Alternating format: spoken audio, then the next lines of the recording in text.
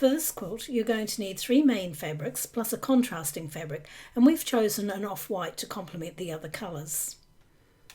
Now you may notice that I'm using a couple of directional fabrics here, but I highly recommend that you make all of your fabrics non-directional, otherwise you may end up with fabrics running in the wrong direction. And we had to mess around a bit to get this to work, so definitely stick with non-directional fabrics and you'll have no problems at all. Also, keep in mind when choosing your fabric that you need to make sure you have at least 42 inches of fabric to work with, otherwise you'll end up having to sew bits together. You can see here that when I open my fabric, it measures 45 inches from selvage to selvage and has 44 inches of usable width, so I have plenty to work with. Now the fabric that I'll be using today came in our latest Cotton Cuts pack, which you can see here. Now we get these quarterly and they're always a surprise because you never know what you're going to get. Now Cotton Cuts is a membership service and you can choose how often you receive a pack of fabric. Plus you can make choices so that you get the type of fabric patterns and the colourways that you like. This particular pack includes a pencil with a cute little quote which says, "Sewing mends the soul and frays the nerves." We get some matching Aurifil thread and of course 3 yards of beautiful Moda fabrics, although we won't be using all of the fabric for this quilt. I'll put a link in the description field below to Cotton Cuts for those of you who are interested in trying out their subscription service. So I have my 4 fabrics laying out here as you can see, and at this point you might find it helpful to label them to A, B, C and D, which is the contrasting fabric. And I'll just pop up a visual on the screen so you can see which fabrics are which. Just pause the screen if you need to. You can also head over to our blog as we'll have all of this information available for you to download. Now this is going to be really easy because all you need to do is cut strips from each of the fabrics plus a few little extra pieces. And as you can see, I've done that already and all of the measurements will be on the website. And now it's time to start sewing. We'll start by creating a checkerboard, and this is really simple to do. Take 1 strip of fabric C and 1 strip of fabric D and make sure that you're using the 3-inch strips for this step. Then place them right sides together and line the edges up nicely. I prefer to pin along the edge to help keep the pieces together, but some people don't pin at all. Do what suits you. Then I'm going to sew along the edge with a 1/4 inch seam, and I will repeat this process with the other 3-inch strips of C and D fabrics. Okay, so I've sewn the strips together as you can see here, and now I'm going to press them to the dark side of the fabric. To do that, I place my fabric with the dark side of the fabric facing up, and then I press along the strip to set the seam. Some people don't bother doing this, but I just find that I get a much better result when I do. It helps to embed the thread into the fabric and it makes the seams lay flat. Once that's done, I open up the strip and press the seam to the dark side of the fabric. I do this because it helps to hide the seam behind the dark fabric and it doesn't show on the white side. This is particularly important if you're using white or cream coloured fabrics. Now I've pressed open the 3 strips, and before we start cutting I just want to make mention that we will be cutting one of these strips differently, so watch this whole section before you start cutting. Now for the first strip I'm going to trim off the selvage edge. Now just remember that we need at least 42 inches, so just be mindful of how you trim. You don't want to cut off too much. It's important to cut this nice and straight, so line up your ruler so that one of the lines on the ruler runs across the seam line and place it as close as possible to the selvage and cut. Now I'm going to flip the strip around so that I am in the right angle to cut, because what we need to do now is cut the strip into 4.5 inch pieces.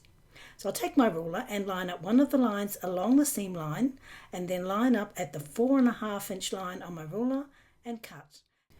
And I'm going to repeat that all along the strip, cutting at the 4.5 inch mark. You should end up with 9 pieces. Now for the second strip set, we're going to do exactly the same thing, so you'll have 9 more pieces. Now for the third strip, we are only going to cut 2 pieces at 4.5 inches each. So now we have a total of 20 pieces. Now from the leftover piece of the strip, we need to cut 5 pieces, but we're going to cut these at 5.5 inches, not 4.5. So now I have 2 piles of fabric, one at 5.5 and one at 4.5.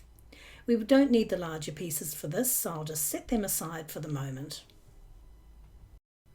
We'll only be working with these 20 pieces, so I highly suggest laying them out on the floor so that the blocks are sewn in the right configuration. And if you have a large work table, well, you can use that, of course. So you can see here that we have the pink starting at the top on the first row and the white starting at the top on the bottom row. Now I'll lay one piece on top of the other, and I'm going to sew along the edge with a 1/4 inch seam. And when you sew these together, just ensure that you've lined them up so that the seams nest nicely, and you can see here that the pieces line up perfectly. And I'll repeat that with the rest of the pieces along this row. And on this next row, I'm going to do exactly the same thing. Lay one block on top of the other, and I'll do that all the way down the row and sew them together in pairs with a 1/4 inch seam. Now it's important that you sew on this side to ensure the checkerboard design works out correctly. And you can see I've sewn them all into 4 patch blocks. The top row will start with the pink and the bottom row will start with white. And now we can sew them together to form our 2 rows. So I'll take one piece and place it over top of the other and sew with a 1/4 inch seam.